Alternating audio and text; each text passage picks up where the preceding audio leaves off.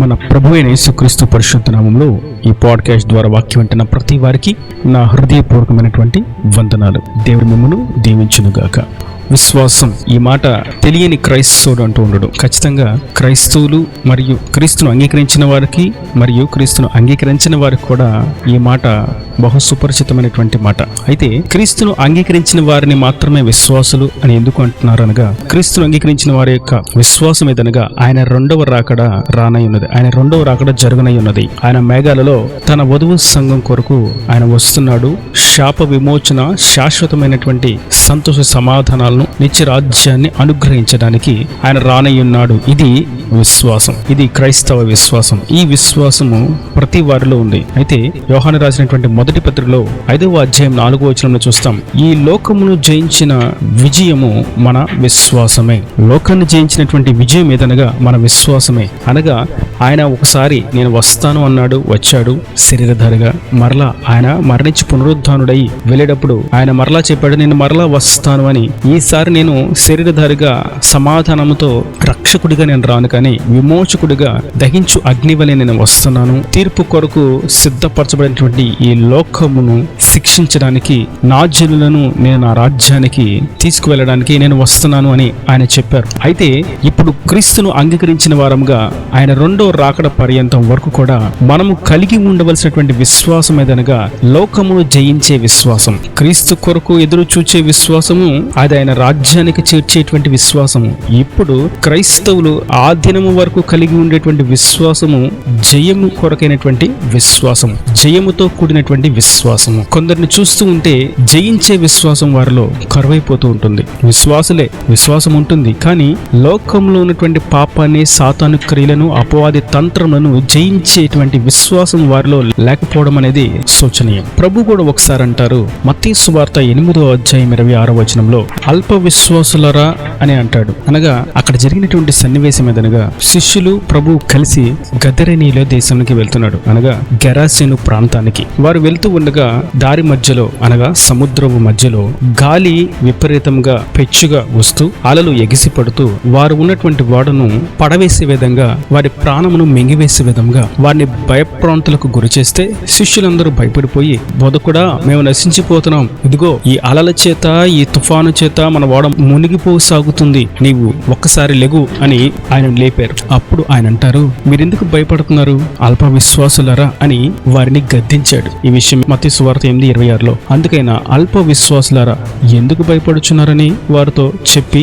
లేచి గాలిని సముద్రమును గద్దింపగా మిక్కిలి నిమ్మలమాయెను. దాని అర్థం, ఈ లోకంలో జయాన్ని చూడాలి అంటే, ఈ లోకాన్ని జయించాలి అంటే, అపవాదిని జయించాలి అంటే మనకు విశ్వాసం కావాలి అన్న సంగతి మనకి ఇక్కడ అర్థమవుతుంది. శిష్యులకు విశ్వాసం ఉంది, నేను బోధకుడిని అనుసరిస్తున్నాం, ఈయన మెస్సయ్య, ఈయన రక్షకుడు, ఈయన పరలోకం నుండి దిగి వచ్చినటువంటి జీవాహారం ఈయనే అని వారు విశ్వాసం ఉంచారు. మంచిదే, కానీ ఆ విశ్వాసం అల్పంగా ఉన్నది. కొన్ని సన్నివేశాల్లో విశ్వాసులు అని పిలువబడుతున్నప్పటికీ ఆ విశ్వాసంలో కొలతలు ఉంటూ ఉంటాయి. కొందరు అల్ప విశ్వాసులుగా, కొందరు బలహీనమైనటువంటి విశ్వాసంగా, కొందరు గొప్ప విశ్వాసంగా, కొందరు పరిపక్వత చెందినటువంటి విశ్వాసంగా, కొందరు కొండలను సైతం పెకిలించేటువంటి విశ్వాసంతో, ఇలా పలు రకాలైనటువంటి విశ్వాసాలతో విశ్వాస జీవితాన్ని, విశ్వాస ఓడను కొనసాగిస్తూ ఉంటారు. అయితే నేడు మనము తెలుసుకోవాల్సిన, మనం గ్రహించవలసినటువంటి అతి ప్రాముఖ్యమైనటువంటి విషయం ఏదనగా, మనం కలిగి ఉన్నటువంటి విశ్వాసము చేత ఈ లోకమును జయించగలుగుతున్నామా లేదా అన్నదే గుర్తింపగలిగిన,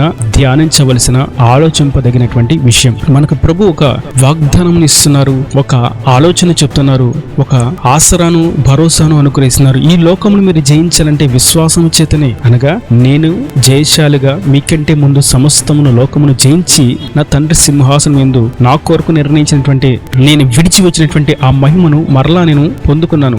నన్ను అనుసరించి మీరును లోకమును జయించువారుగా ఉండాలి. నా యందు విశ్వాసం ఉంచితేనే మీరు లోకమును జయించగలరు అని ప్రభు చెప్తూ ఉన్నారు. మరియు ఈ విశ్వాసం గురించి మనం చూస్తాం. ఈ విశ్వాసం అనేది ఒక వరం. అందరికీ ఈ విశ్వాసం అనేది ఉండదు. పేరుకి విశ్వాసులు అని పిలువబడుతున్నప్పటికీ విశ్వాసం అనేది దేవుని చేత దేవుని దగ్గర పొందుకోవాల్సినటువంటి ఒక వరము. ఇందును గూర్చి వాక్యం సెలవిస్తుంది. 1 కొరింథీయులకు రాసినటువంటి పత్రిక 12వ అధ్యాయము 9వ వచనంలో ఇక్కడ ఆత్మవరాలను గూర్చి పౌలు రాస్తూ ఆత్మపూర్ణుడుగా విశ్వాసం అనేటువంటి ఒక వరం ఉంది అని చెప్తున్నారు. ఆ విశ్వాసం పరిశుద్ధాత్మ చేతనే కలుగుతుంది ఆ వరం అని ఎంతో తేటగా మనకు అర్థమవుతుంది. కనుక ఈ లోకములో మనము జయించలేనటువంటి తీరాలు, కొండలు, పర్వతాలు, సముద్రాలు ఎదురైనప్పుడు మనము గుర్తించవలసినటువంటి విషయం ఏదనగా మనం విశ్వాసం చేతనే వాటిని జయించగలము, దాటగలము అని. అయితే ఆ విశ్వాసం మనము కలిగి ఉండాలంటే పరిశుద్ధాత్మను మనం పొందుకొని ఉండాలి. పరిశుద్ధాత్మను పొందుకోకుండా ఆ విశ్వాసంలో లోకమును జయించేటువంటి ఆ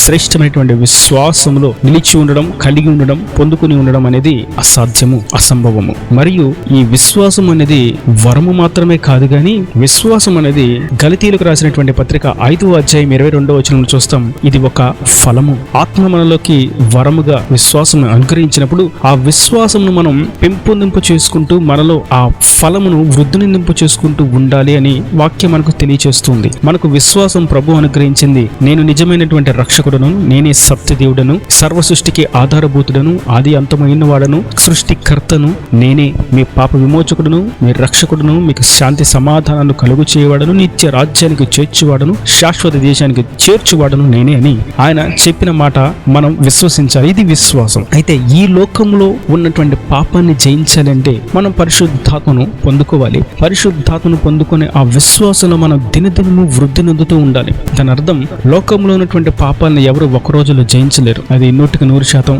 వాస్తవం. ప్రతిరోజు విశ్వాసంలో మనం ఎదుగుతూ ఉన్నట్లుగానే పాపాన్ని, లోకాన్ని మనం జయిస్తూ ముందుకు సాగుతూ ఉండాలి. ఇది విశ్వాస ఫలం. ఒకప్పుడు పాప లోకంలో ఉన్నవారు విశ్వాసులే అని పిలువబడుతున్నప్పటికీ పాపాన్ని జయించకపోవడం చేత ఆ విశ్వాసంలో వారు వృద్ధి చెందట్లేదు అనేది సత్యం. ఆ దినములు గడుస్తూ ఉండగా ఒక్కొక్క పాపాన్ని, ప్రభుకు ఆయాసకరమైనటువంటి క్రియలను, తంత్రాలను జయిస్తూ సాతానును అనగదొరుకుతూ చితకదొరుకుతూ మనం ఆత్మీయాత్రలో ముందుకు సాగడమే విశ్వాసంలో వృద్ధి చెందుతూ ఉంటాం. ఇది విశ్వాస ఫలము. మనము వరమును మాత్రం పొందుకొని విశ్వాసంలో ఉన్నామని చెప్పుకుంటూ కాదు గాని ప్రభువు మనకిచ్చినటువంటి ఆ జయంలో మనము దినదినము మరికొన్ని విషయాల్లో జయాన్ని చూస్తూ ముందుకు సాగుతూ వెళ్ళాలి. మందు తాగడము, డ్రగ్స్ తీసుకోవడము పాపమే.